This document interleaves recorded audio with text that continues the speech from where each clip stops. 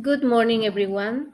My name is Jane Burgos, and my partner is Clairene Enriquez. As you can see on the screen, we are going to talk about the short story The Conversation of Eiros and Charmion, written by Edgar Allan Poe.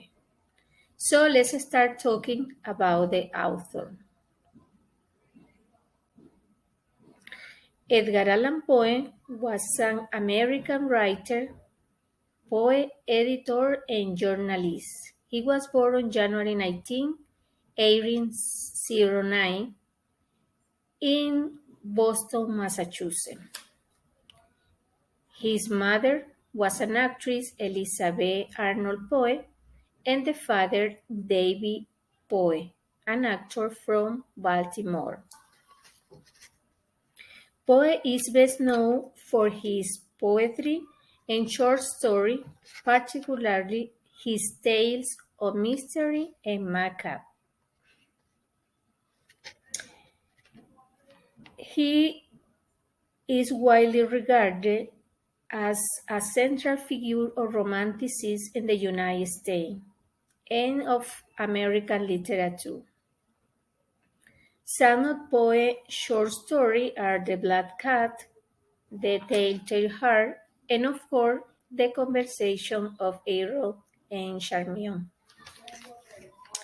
Edgar Allan Poe died in October 7, 1849, in Baltimore, Maryland, at the age of 40.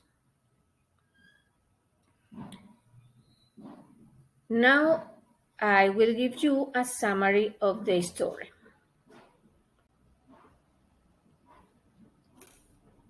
The Conversation of Eiros and Charmion is an apocalyptic science fiction story first published in Burton's magazine in December 1839.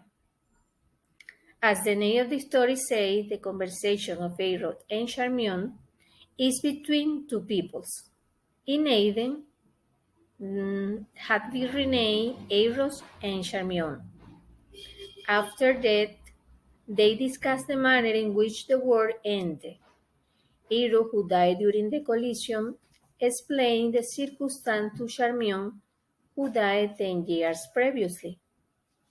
According to Eiros, a new comet was detected in the solar system, and as it approached the Earth, people experienced pain and delirium. The cause is discovered to be the loss of nitrogen from the atmosphere, leaving pure oxygen, which finally burned into flame when the comet hit the Earth and everything was destroyed. We are going to analyze the short story mentioned before under the social and psychological approaches, taking into account some elements of the story. First, how religions and cultural aspects of the society in the United States in 1830 may have influenced the writer in the production of the story. Second, how the story reflects customs and values of the author himself and the society he was part of. We also analyze one of the main characters, Hero, and how he is presented in the story. And finally, the fascination of humanity by the predictions of the end of the world. As you can see, the subject of the story is the destruction of the world, or in other words, world end. Now, my partner Clairene is going to continue with the others literary elements. Okay, so here we have the central idea and the message in both deals with people's reaction towards the end of the war. I mean, life after death. And this is because the text deals with death. And this is also a form of criticism that the author wanted to show us here, how the people react towards different situations. In this opportunity is the world ending by a collision of a comet. Some people in this situation, they want to believe in science, in what they said. Other people want to believe in religion and the promise of an afterlife, that there is something better after this life.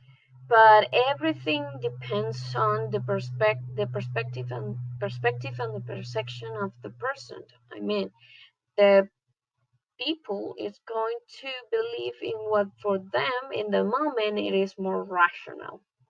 And this also shows that there is not one absolute truth in life, and the only certain thing is death. Okay, now here we have some literary elements. Um, we have the speaker, which is in first person singular. The character is subjective. It is a participant and it doesn't have mental access. It is participant because it is the one that lived all the situation of the event of the end of the war and is the one telling the story, and it doesn't have mental access to the rest of the people in the story.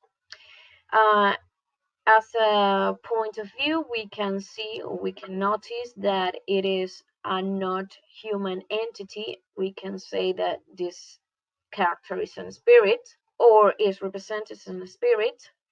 It is part of the story. It lived all the situation I said before and participated in the event.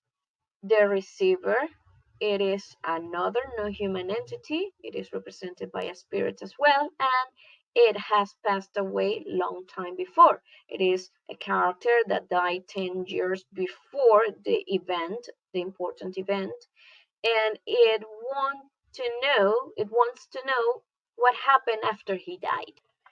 The audience for this short story was the American society in 1930s, although it is still until these days, due to we as a society, we always um, look to or continues looking for those answers to what happened after that and how we react to this type of situations.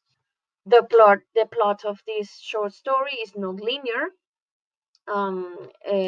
It starts by the end, then continues with what happened, and then it goes the end of the story. It finish with the end of it. I mean, how happened everything. The setting is Aiden. Is a place where Charmion and Charmion and Eiros are having the conversation, and the Earth is where everything happened. As mood, atmosphere, and tone, we can have there's a mysterious suffering, uncertain, a little bit scared and confused because he didn't know where he was, what happened. He was when he was telling the story, what happened when he was remembered for Charmian. We are starting to have an imaginative and anecdotic atmosphere. So we can see in this short story is that it portray two main concerns humans have had for decades: death and the end of the war. In addition to that, it shows the behaviors people towards uncertainty. In this short story, the author want us to realize that there is no other more sure thing than death, and it is because his experience, he suffered many loss in his life. So it doesn't matter what happened. That is how we are going to end, and maybe we will never find the answer to what happened after we die.